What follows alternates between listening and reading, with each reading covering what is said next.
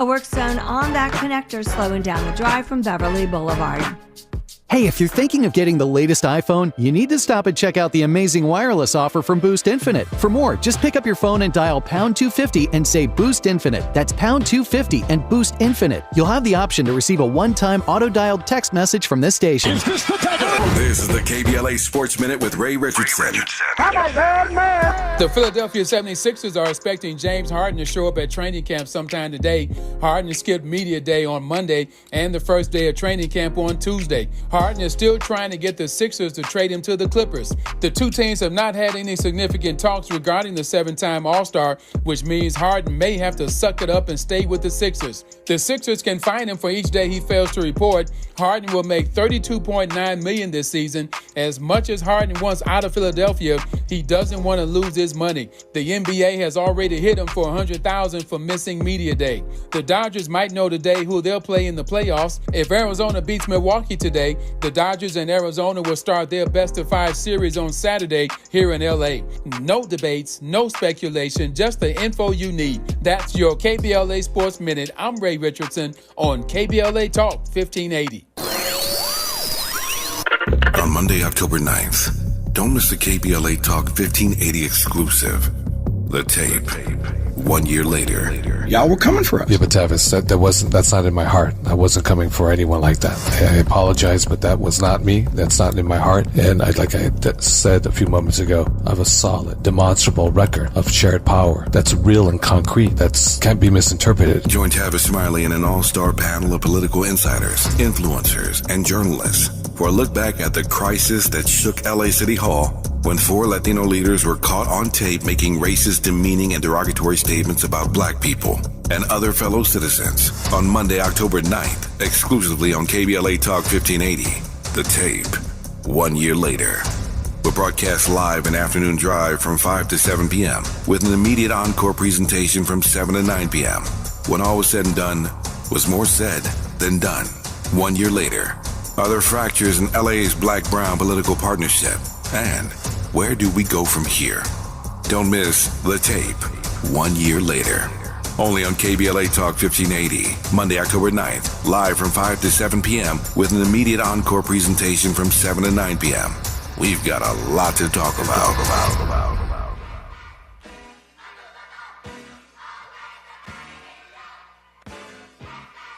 I want to talk to you. I want to talk to you. Just break.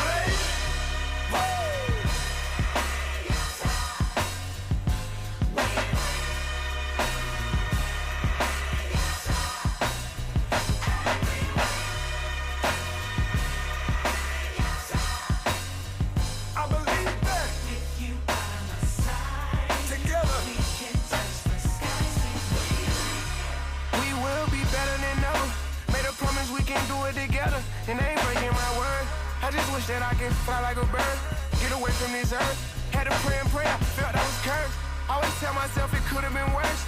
Never going back, I broke the reverse. It come from my soul, no need to rehearse. A lot of time I was in need of work. The sounds of Kirk Franklin and Lil Baby with that track, We Win. Exhibit A in this conversation this hour about the intersection of hip-hop and gospel. Hip-hop, as we all know, has turned 50, and in this hour, a conversation about its social and cultural influence, which goes far and wide. We'll talk specifically in this hour about that intersection of hip-hop and gospel music as we celebrate, again, the half-century birthday of this music form that is now hegemonic around the globe. I am delighted to be joined by historian and author Claudrena Howard. Professor Howard, good to have you on. How are you today? I'm great. It's good to have you on. Thank you for the time. Glad we have an hour because there's a whole lot to talk about.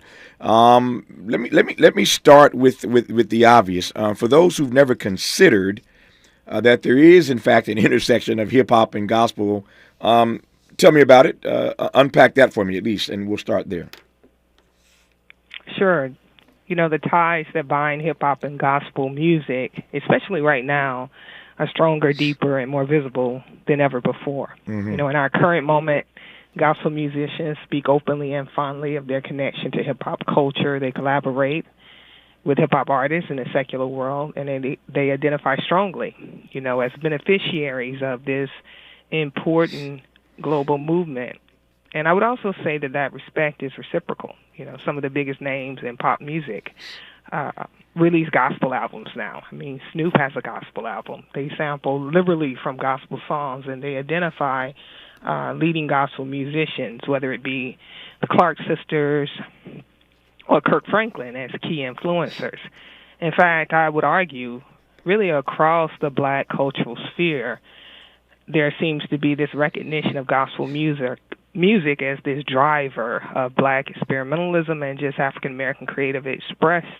Mm-hmm. And that's been the case for quite some time. And I think why that is the case is because both gospel music and hip-hop draw from what Donny Hathaway would call that pool of black genius. Mm-hmm. And so these are two art forms, sacred and secular, that are emerging from the same fertile soil. And that's been going on, I think, for quite some time. I would say if we go back even to the 1980s, though not as prevalent as is the case now, mm-hmm. but if we go to 1988, you have the Clark sisters on their album Conquerors, a guest appearance by Melly Mel, the Winans return. Of course, an iconic album that combines gospel, R&B, and New Jack Swing, produced by Teddy Riley. And, of course, Teddy Riley would in turn say there's no New Jack Swing without gospel music. And so it's almost like the children of the same parents having a conversation. Yep. When you were talking a moment ago and you said, let's go back to the 80s, I thought you were going to go back even farther than that. So let me go back a little further, farther back than that. I assume you did. You saw the movie Ray starring Jamie Foxx? Mm-hmm. Mm-hmm. You remember the scene? You probably know where I'm going. Remember the scene where Ray's playing the piano in the club? And, exactly. And these black folk come in and they wear him out, and they are pushing back against Ray for the weaving that Ray Charles did even back then. It wasn't hip hop, but this weaving of gospel with what he was doing. And for those who've seen the movie, you know exactly the scene I'm talking about. And they cause a ruckus inside this venue, and they spank Ray, as it were, verbally for doing what he was doing. So before we'll come forward again and talk about hip hop and gospel, but how do you read that particular scene? And more than just seeing in a film, how do you read what Ray Charles did back in the day with gospel? Oh, critical. I mean, there is no soul music without Ray Charles, and there is no formation of the soul genre. And I don't mean just soulful, I mean soul with a capital S, without this fusion of, kind of boogie-woogie rhythm and blues from the 1940s that we associate with someone like Louis Jordan, with gospel chords, gospel singing, gospel harmonic structures. And that's what Ray Charles does in 1954 with I Got a Woman. So when you think about I Got a Woman, which is, it's essentially a gospel song with rhythm and blues love lyrics. When you think about Ray Charles, This Little Girl of Mine, which is nothing more than the secularization of This Little Light of Mine, Ray Charles is critical to what is happening. And I would say Ray Charles, when I think about the three architects of soul music, is Ray Charles, James Brown, and Sam Cooke. Hold that thought. When we come forward, I don't want to cut you off, but I have to. When we come forward, we'll pick up on that note. Ray Charles, James Brown, Sam Cooke, as we say, this is getting good around here. More with Professor Claudrina Howard when we come forward on Tavis Smiley. Oh, yeah. She says loving early in the morning just for me. Oh, yeah. She says loving early in the morning just for me. Oh, yeah.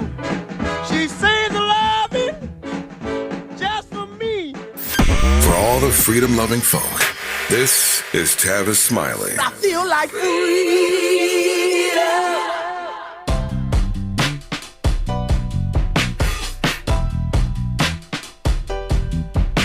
IQ. This the intro to the all-electric Cadillac, perfected like Zoom. And on a full charge, you get 450 miles without the stop. Haiku. This is what I do. Daddy fat intellect since 92. Linked all the way back, panoramic roof. Come with 24-inch rim standard. Ooh, why? Shout it, don't kill him. Cadillac diamond in the back, cold chillin'. And when I'm on attack, on the track is no ceiling. Sky's the limit. You hear me? You hear me? Straight drop, no parachutes. Lay lines like a longitude and latitude. Dilly, beloved, clearly we're hustling. Bustin', truckin'. Cadillac, Cadillac, Cadillac. For more on the Escalade IQ, visit Cadillac.com. Available late 2024. GM estimate 450-mile range. On a full charge based on development testing and/or analytical projection. Consistent with SCHA 1634 revision 2017 MCT. Range subject to change prior to production. Annual rates may vary based on service factors, including ambience temperature, terrain, battery age, and condition loading, and how you use and maintain your vehicle.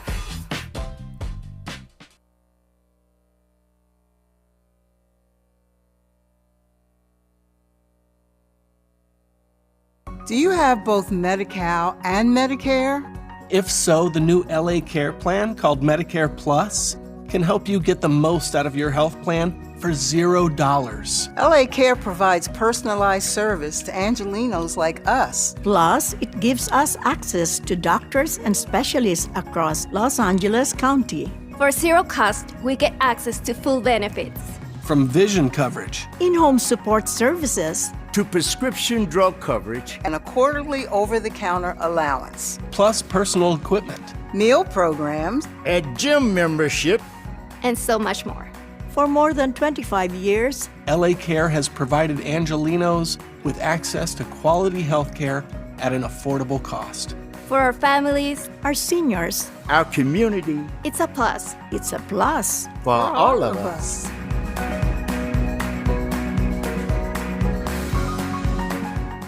Hey Dad, how do airplanes fly? What's in this box? Is this tree good for climbing? How are babies made? What does this thing do? Kids are curious about everything, including guns. Talking to them about gun safety in your home is a good first step, but you can do more. Always keep your guns locked, unloaded, and stored separately from ammunition. Safe gun storage saves lives. Learn how to make your home safer at endfamilyfire.org. That's endfamilyfire.org. Brought to you by End Family Fire, Brady, and the Ad Council. Hey there, Los Angeles. This is James Lucky Jr., publisher and editor of Los Angeles News Observer. Are you hungry for news that matters to you in the African-American communities of Los Angeles? Well, buckle up, because we got the scoop you've been craving. Stay in the know and never miss a beat with our free weekly publications conveniently available near you. Or hop on the digital wave and become an exclusive subscriber at OGNSC.com. Don't forget to join the party on Instagram and Twitter at OGNSCINC for behind-the-scenes access and sizzling updates. No more FOMO. Let's stay informed, connected, and empowered together. Made fresh daily in the Mert Park, Los Angeles, California. You're listening to Tavis Smiley. Amen. Amen. Amen. Amen. Amen. Amen. Amen.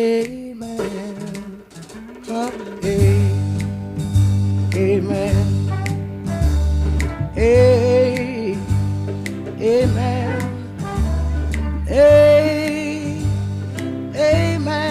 Amen. Amen. Let me tell you something, children. This little light of mine, I'm gonna let it shine. The soulful, smooth sounds of one Sam Cooke. Never anyone with better diction, better phonics than Sam Cooke.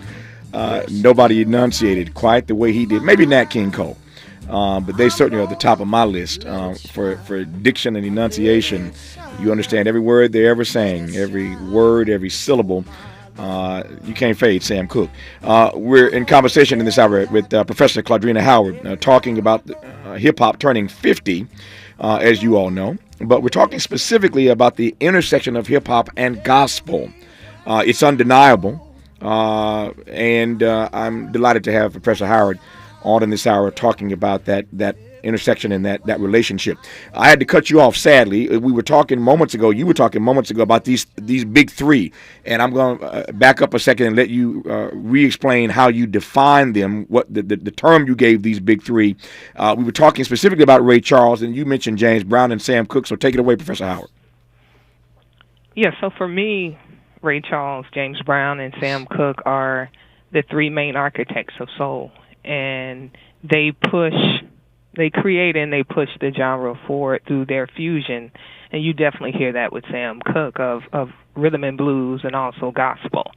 I think you hear it with Ray Charles and the piano chords. You, of course, hear it with James Brown and the shout, but with Sam Cooke, you hear it, as you so rightly pointed out, in the diction, but in the sound, in the melisma, the ways in which he bends the note. I mean, when we listen to Sam Cooke, we can hear almost every major R&B entertainer, but we can also hear Marvin Winans, for example, and that bending and that caressing of the note. And that's what Sam Cooke did in terms of his contribution to gospel music. I mean, he starts with the Soul Stirrers in 1950. In 1956, he decides to cross over into the secular world, of course, as Dale Cook, and he has a song called Lovable, which is nothing more than a secularization of the song Wonderful. And so many of those things that he did in gospel music, he was not a shouter, he was not a screamer.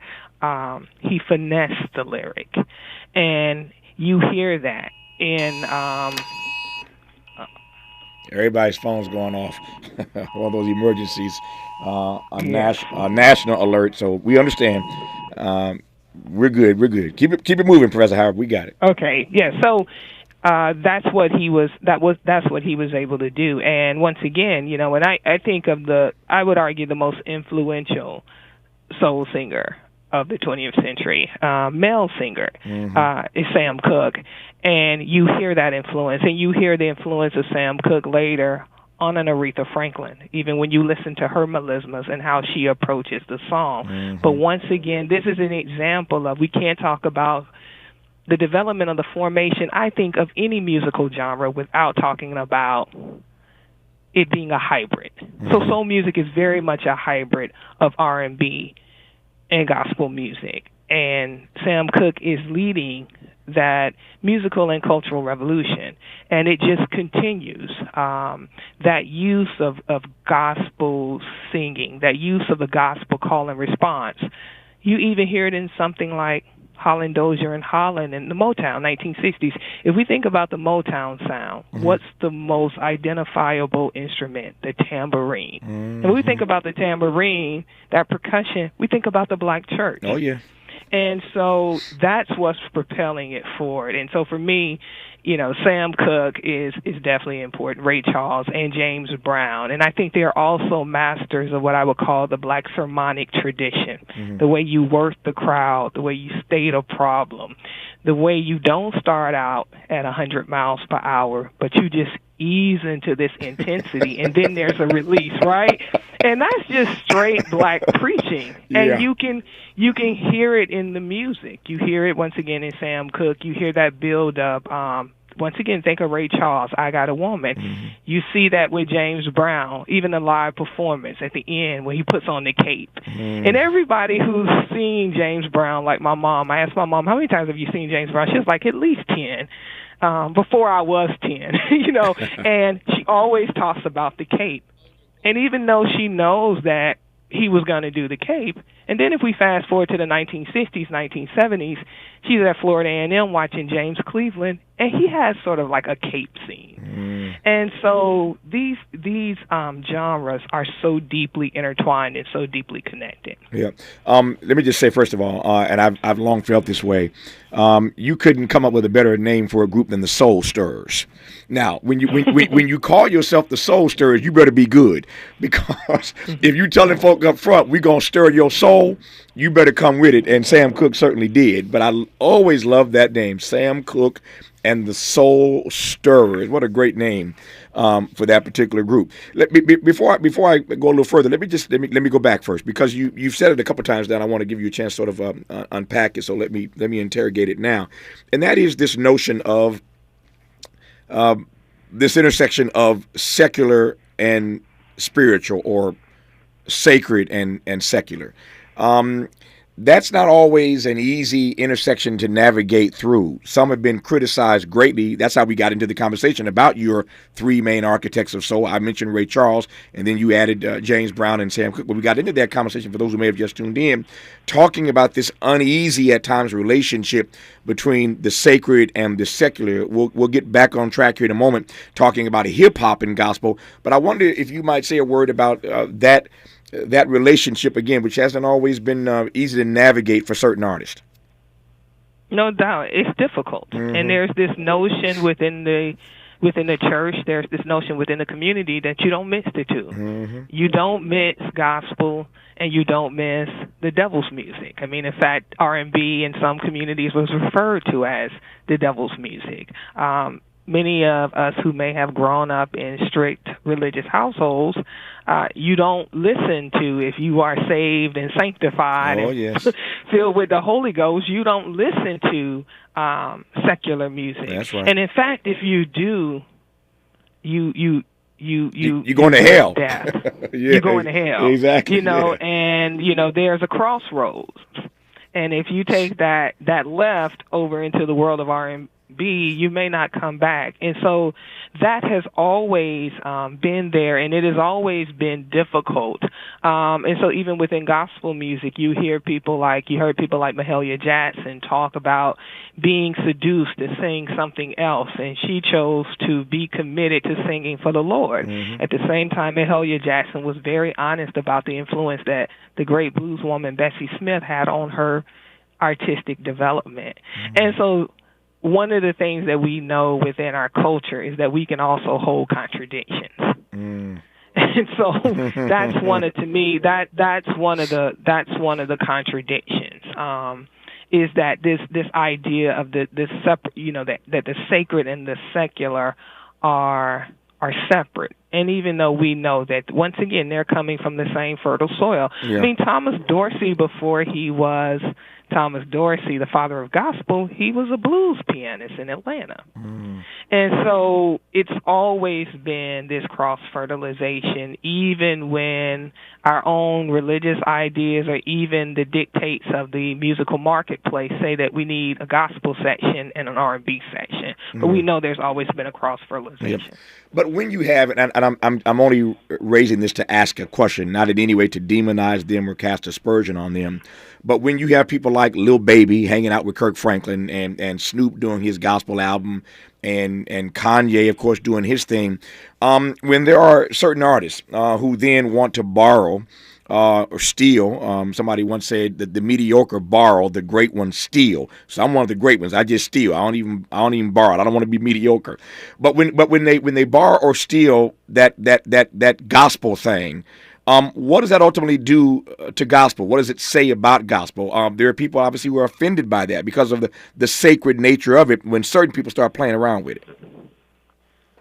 Yeah, I think it makes it very difficult. I mean, I think there is this notion that it almost desanitizes the art form. And some people would make the argument that if you look at some unsavory figures in musical history, there are times when they also turn to the gospel to gain a certain kind of legitimacy because there's something powerful about those chords. There's something powerful about the visibility of a choir. So think about how sometimes at award shows, you watch an award show and you spend 30 minutes saying, I can't believe I just watched this on TV. And then they pull out the gospel choir and all is well, And so I think this is a very complicated thing. I mean, what do you do as a gospel artist when there is this musician who has been saying problematic things, misogyny, the glorification of violence? How do you engage them? How do you embrace them?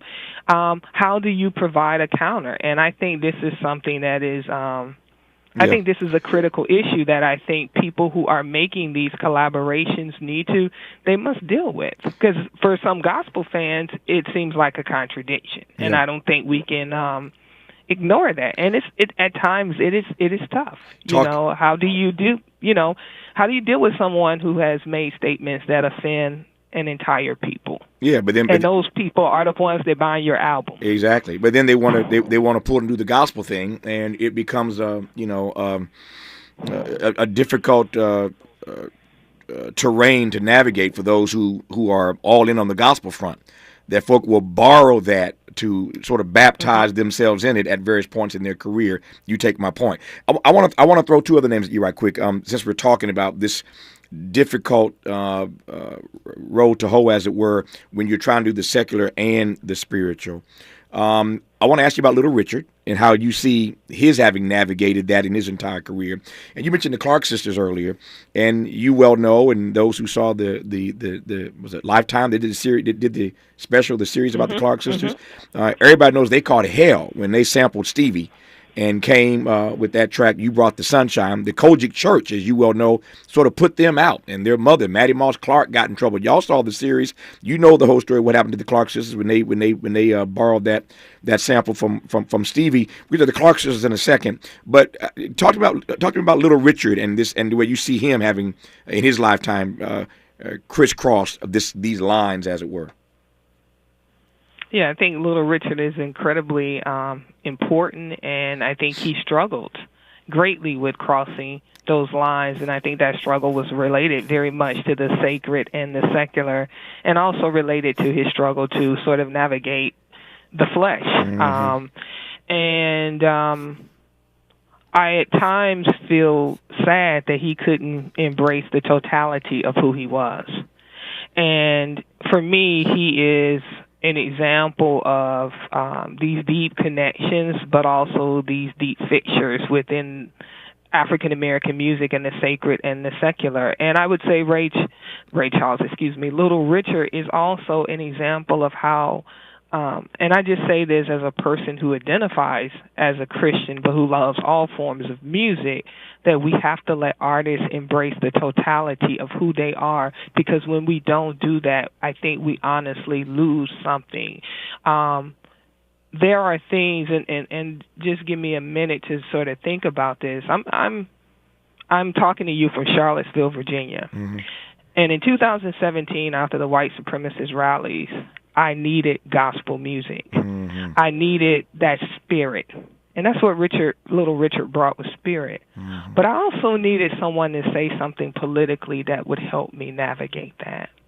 You fast forward 5 years, and we have students who are murdered by gun violence on grounds, coming from an Emmett Till play.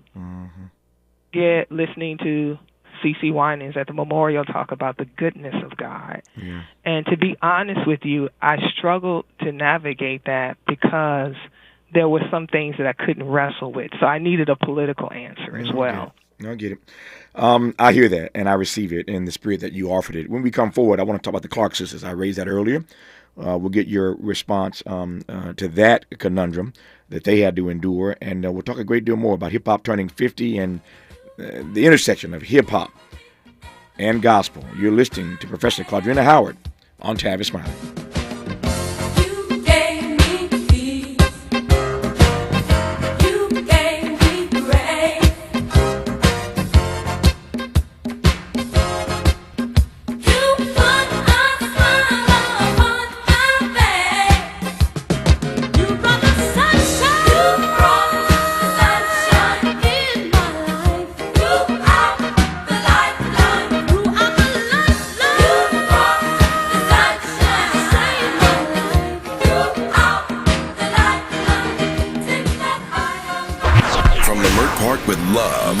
This is Tavis Smiley.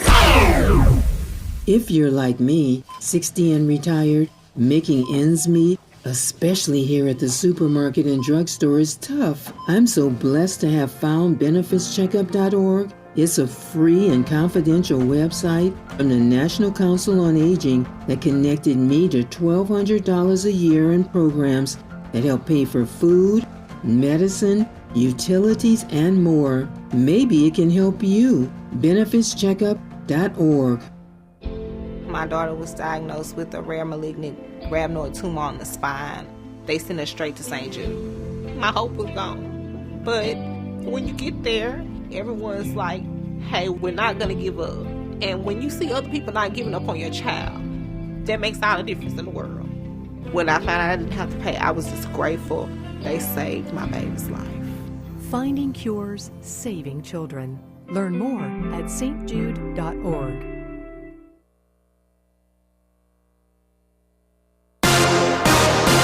Thank you for joining us, everyone. I'm Mike Moore. Now here's the latest from the Black Information Network. The United Auto Workers strike is now in its 20th day. Ford Motor Company and General Motors are laying off an additional 500 employees as negotiations continue. Last week, UAW President Shawn Fain said Ford and GM were refusing to make any meaningful progress at the table. The man accused of murdering African-American rapper Tupac Shakur is expected to be arraigned today in Las Vegas, Nevada. That's when a trial date might be set for Dwayne Keefe D. Davis. Authorities say Shakur was involved in a fight with Davis outside a Mike Tyson fight back in 1996, which allegedly led Davis to get the gun that was used to kill Shakur at a Las Vegas intersection. And that's the latest. I'm Mike Moore from your 24/7 news source, the Black Information Network and BINnews.com. Have a vehicle fire affecting your drive on the 10 eastbound in downtown LA. On the 10 east at Maple Avenue, your right lane blocked there. As they clean up from an earlier vehicle fire, traffic is stopped from Crenshaw Boulevard. In Norwalk, just some heavy traffic on the 105 west still, coming off the 605 over to Wilmington Avenue. Industry 605 north at the 60, a work zone on that connector slowing down the drive from Beverly Boulevard. Hey, if you're thinking of getting the latest iPhone, you need to stop and check out the amazing wireless offer from Boost Infinite. For more, just pick up your phone and dial pound 250 and say Boost Infinite. That's pound 250 and Boost Infinite. You'll have the option to receive a one-time auto-dialed text message from this station. Hi, I'm Kyle at Blindster.com. Want to save big on custom faux wood blinds, shutters, cellular shades, and more? Shop Blindster today and save up to 50% over comparable blinds from brick-and-mortar stores. Get custom blinds at low prices and free shipping at Blindster.com. This is the KBLA Sports Minute with Ray Richardson. I'm a bad man. The Philadelphia 76ers are expecting James Harden to show up at training camp sometime today. Harden skipped media day on Monday and the first day of training camp on Tuesday. Harden is still trying to get the Sixers to trade him to the Clippers. The two teams have not had any significant talks regarding the seven-time All-Star, which means Harden may have to suck it up and stay with the Sixers. The Sixers can fine him for each day he fails to report. Harden will make $32.9 million this season. As much as Harden wants out of Philadelphia, he doesn't want to lose his money. The NBA has already hit him for $100,000 for missing media day. The Dodgers might know today who they'll play in the playoffs. If Arizona beats Milwaukee today, the Dodgers and Arizona will start their best-of-5 series on Saturday here in LA. No debates, no speculation, just the info you need. That's your KBLA Sports Minute. I'm Ray Richardson on KBLA Talk 1580.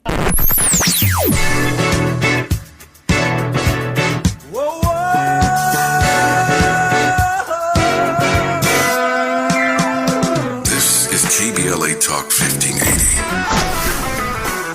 Talk radio. That's music to your ears.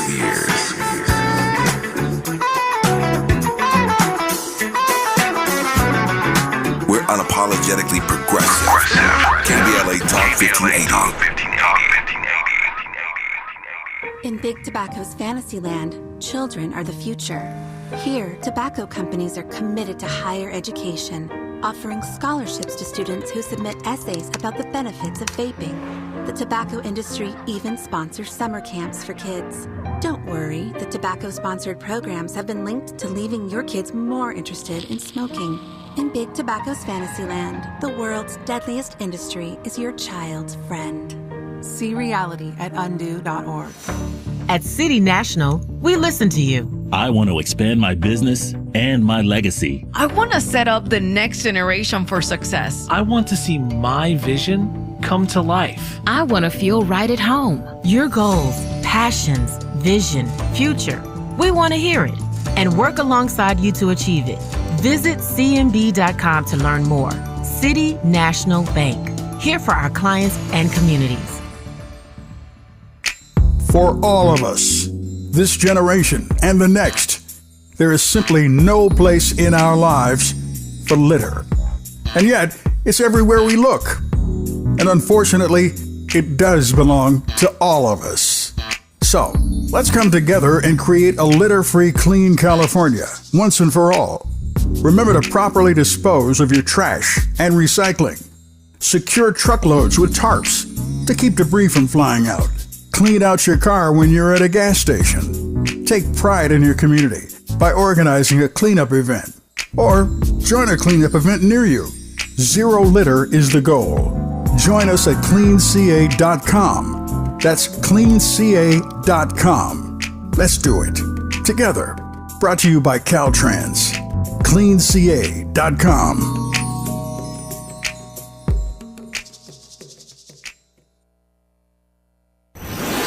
Let's get back to more of this rich dialogue with Tavis Smiley. I've got a song, I ain't got no melody. I'm gonna sing it to my friends. I've got a song, I ain't got no melody. I'm gonna sing it to my friends. When I go round in circles,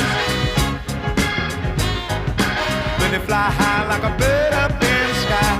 We're talking in this hour about hip-hop turning 50 and the intersection of hip-hop and gospel, which took us back years ago to all the other artists who've had to sort of navigate this tightrope, if you will, of the sacred and the secular. We've talked about Ray Charles and James Brown and Sam Cooke and Little Richard. Our guest is Professor Claudrena Howard. Professor Howard, we could add Billy Preston to that list, could we not? We could. Connected to Ray Charles, connected to Andre Crouch. He was in Andre Crouch and the Disciples, and of course the Beatles, and just a fantastic, amazingly gifted artist. Yep, they called him the fifth Beatle. And Billy Preston had to navigate that terrain as well. We were talking earlier, though, and I want to come back to this point about the Clark sisters. Again, we all saw the series, and we all know their music, and we all love the Clark sisters. But they took it on the chin, as it were, as did their mother. The Kojic Church wasn't having it back in the day when they sampled that Stevie Wonder track and brought us that brilliant track about the sunshine. Look back on that moment and tell me what that did to or for this conversation about the sacred and the secular. It's a reminder that the same community that builds you up can sometimes tear you down. And this was the case in 1983 where the Clark sisters came out with, You Brought the Sunshine becomes a kind of million seller, sells 200,000 copies. It's crossing over. It's the first gospel album since The Mighty Clouds of Joy, Mighty High in 1976 to reach number one on the dance charts. And those girls, as George Clinton say, those girls are bad. But for their success, they get criticized heavily by the church, certain members of the church, because I think we should also remember there are folks that embrace it, but it demonstrates the difficulty of crossing this divide. And though we say we want people to reach the highways and the byways, what happens when you do that? What happens when your song is being played in the discos? What happens when your song is being played in the dance clubs? And there was great opposition to that. I think also when we begin to think about a person like Twinkie Clark, who is influenced by Stevie Wonder, influenced by Herbie Hancock, what does it mean to have this gift that you feel is anointed by God for someone to say, you can't sound like this. You can't have this kind of groove. You can't have this kind of rhythmic texture. You can't even have a 12-inch single. Sometimes we don't talk about this, but there was even opposition to this idea that they would have a 12-inch, that there would be instrumentation. And so it's a very great moment in terms of artistic development and the advancement of the art form, but it's also a very sad moment. I think in some ways the Clark sisters faced a criticism that when I go back to even 1976 with the Mighty Clouds of Joy and Mighty High 75, 76, it wasn't this intense. And so it was there, but not just this intense. And I think one of the questions that we also have to raise is, in what ways does this idea of protecting spirit police creativity? So what would happen if you never had to deal with sort of this criticism and you just had the opportunity to create just this great art and not have to deal with some of the other stuff?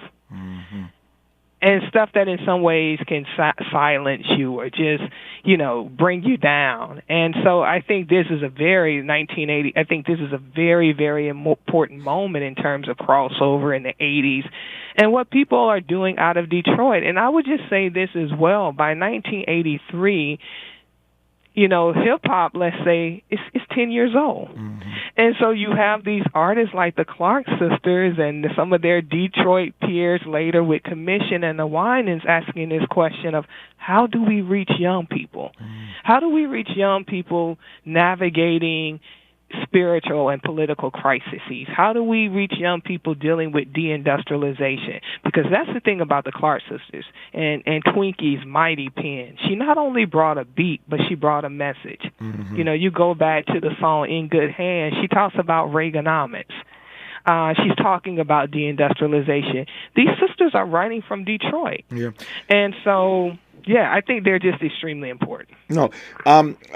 How would you then define the journey from the hell that the Clark sisters caught for You Brought the Sunshine to the track we started this conversation with almost 45 minutes ago, We Win, with Kirk Franklin and Lil Baby? I mean, everybody's doing this now. Kirk is allowed to do what the Clark sisters got punished for. I understand the march of time, things change over time, but talking about this, again, intersection of gospel and hip-hop, what Kirk and Lil Baby are doing now, the Clark sisters caught hell 4 years ago. Yeah, I mean, it's I think it also demonstrates how much hip-hop has just become this global phenomenon that you can't deny. I think it also demonstrates the emergence of people who also listen to gospel music and who feel that they are a part of the gospel community that maybe didn't grow up in the church. And so they are also not burdened by this secular and sacred divide that was so intense in the 1980s. I think it's also about commercialism. I think it's also about the marketplace of the music industry, the fact that what happens if you don't start making these collaborations in a world of massive streaming, in a world of changing radio and all of these things. And so I also think it is an example of the power and the influence of Kirk Franklin as well. I think Kirk Franklin is another entity, and he has been able to just do some things that no one has been able to do before or since.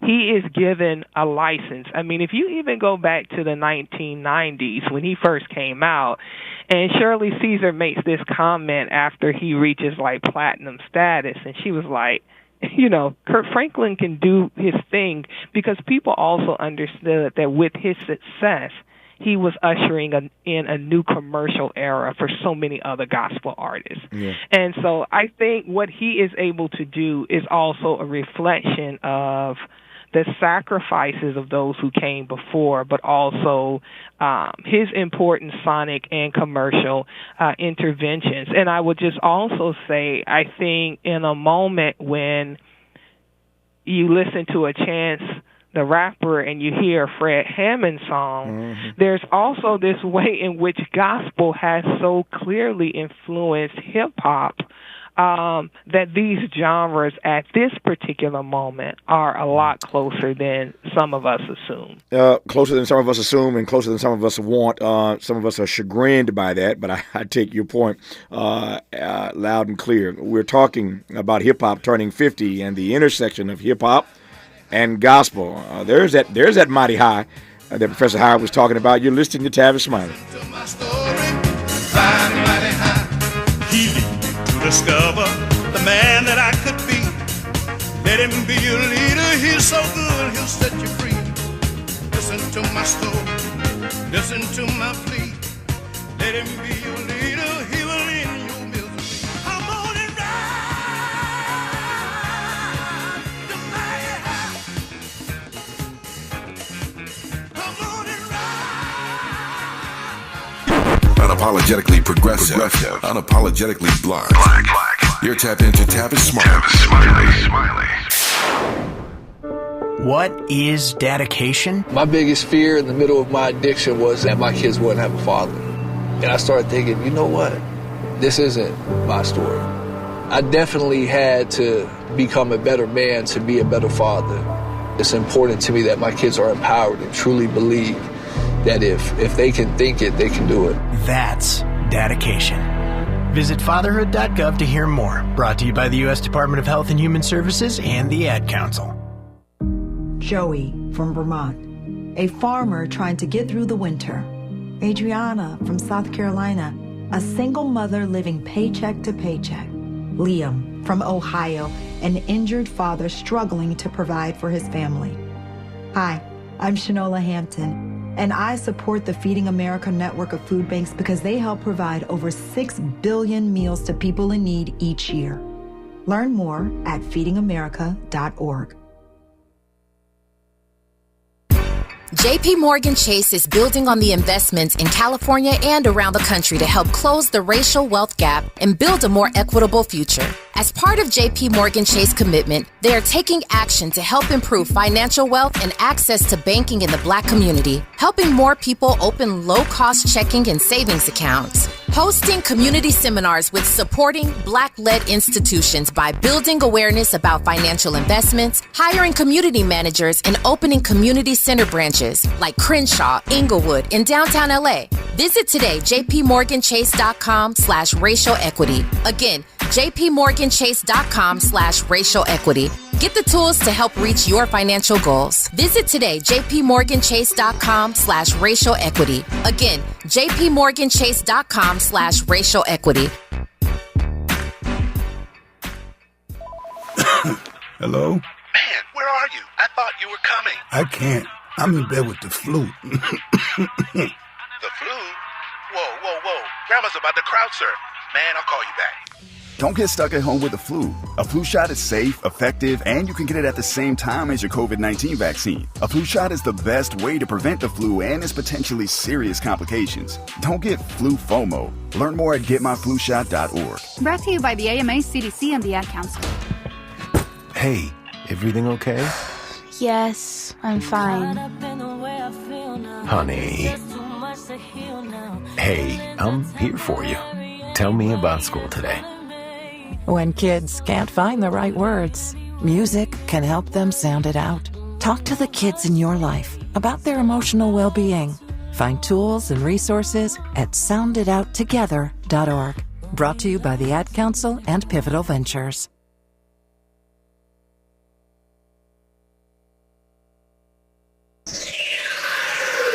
Sounds different, huh? This is Tavis Smiley.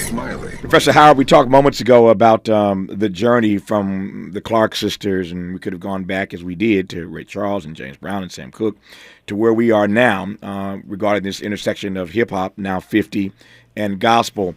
What are your thoughts about where this thing is headed? We look backwards, but now I want to look forward. Where is this thing headed, this intersection?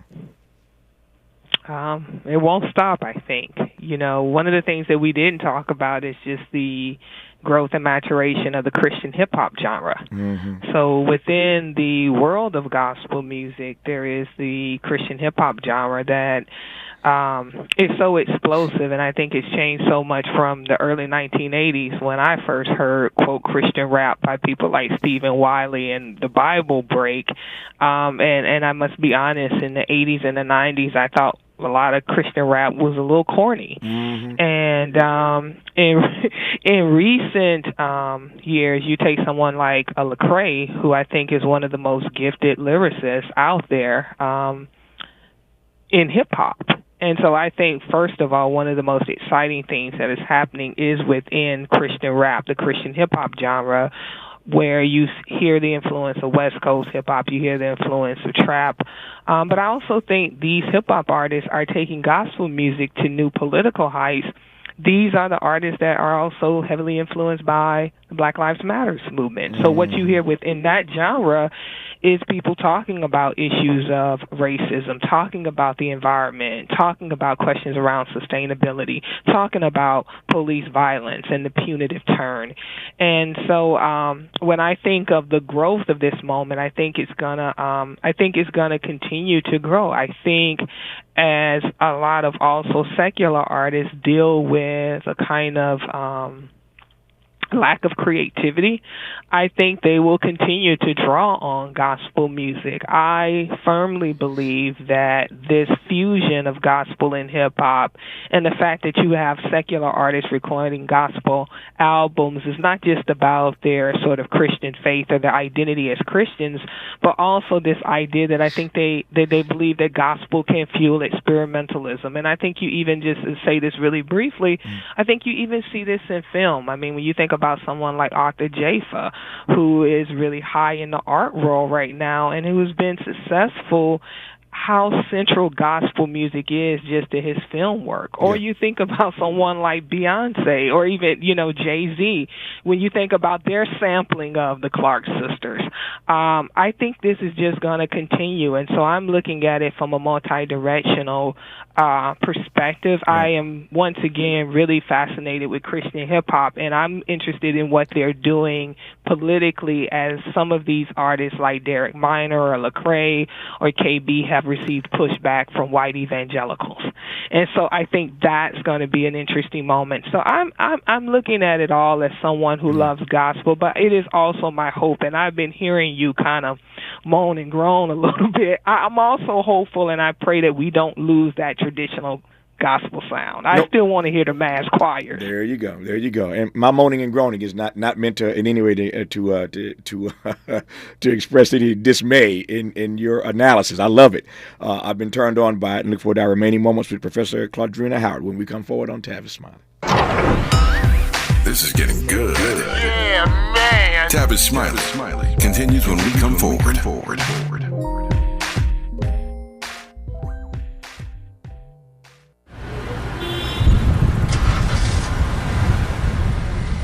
What's up, party people? It's your favorite MC's favorite rapper, MC Light here. And we're celebrating 50 years of hip-hop, authentically powered by Cadillac.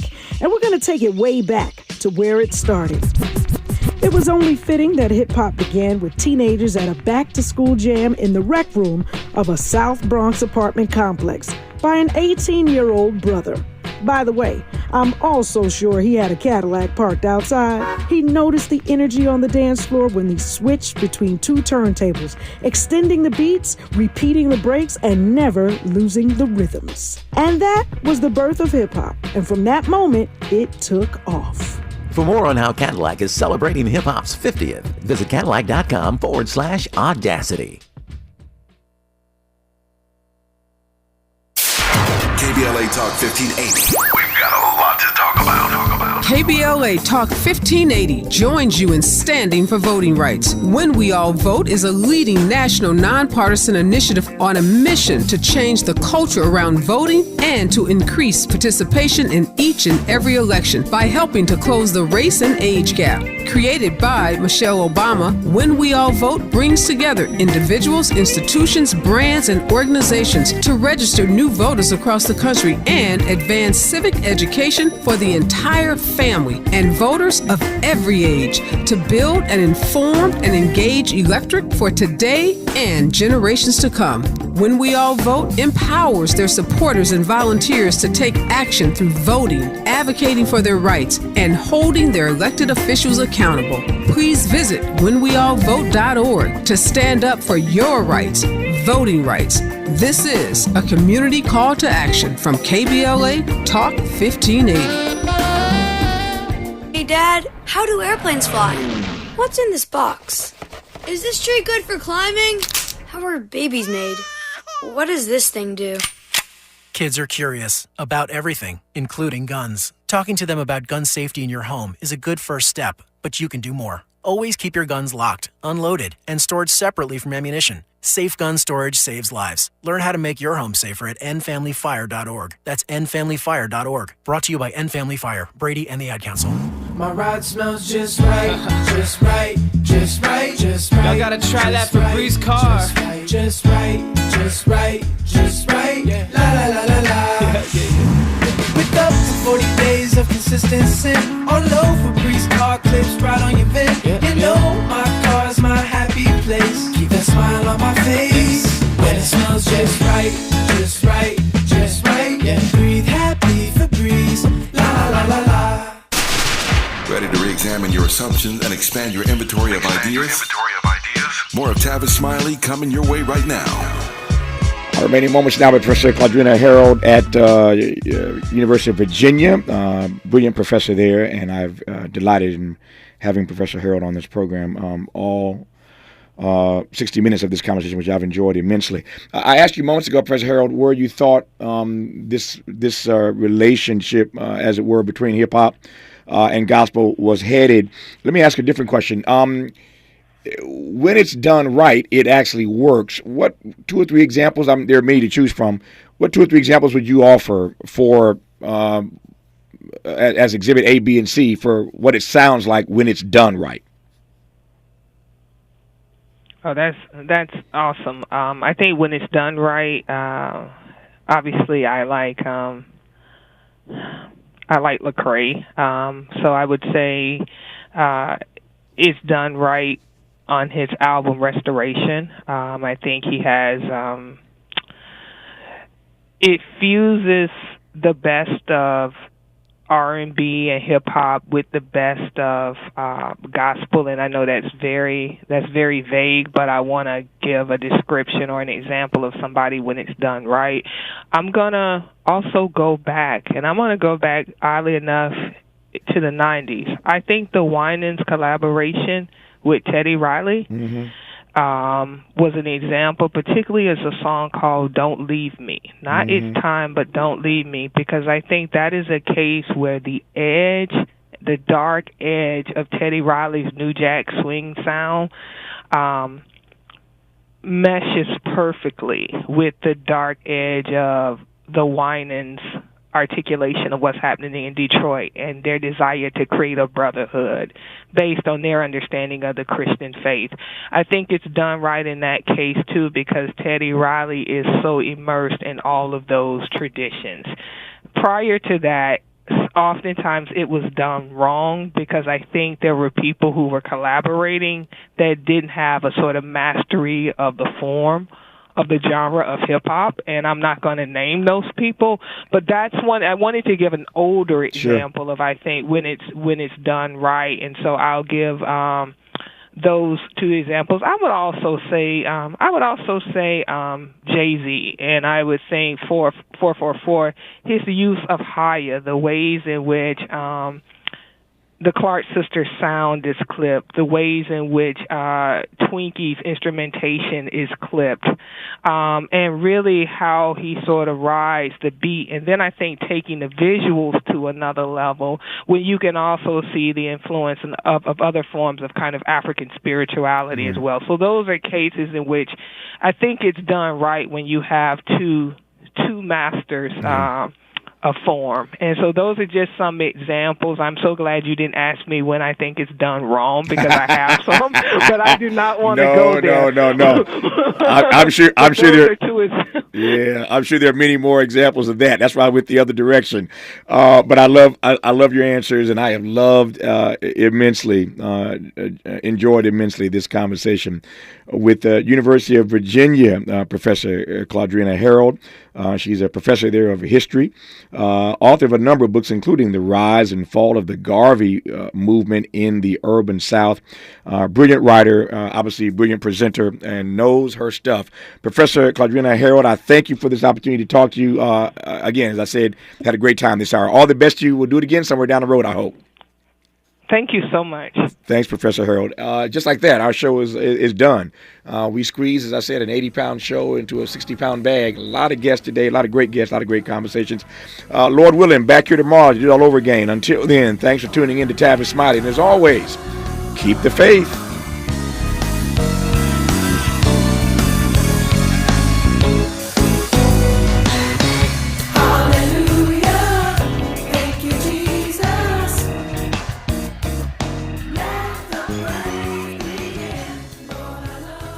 KBLA 1580 Santa Monica. I'm Mike Moore. Here's the latest from the Black Information Network. The Biden administration is sanctioning more than 24 Chinese people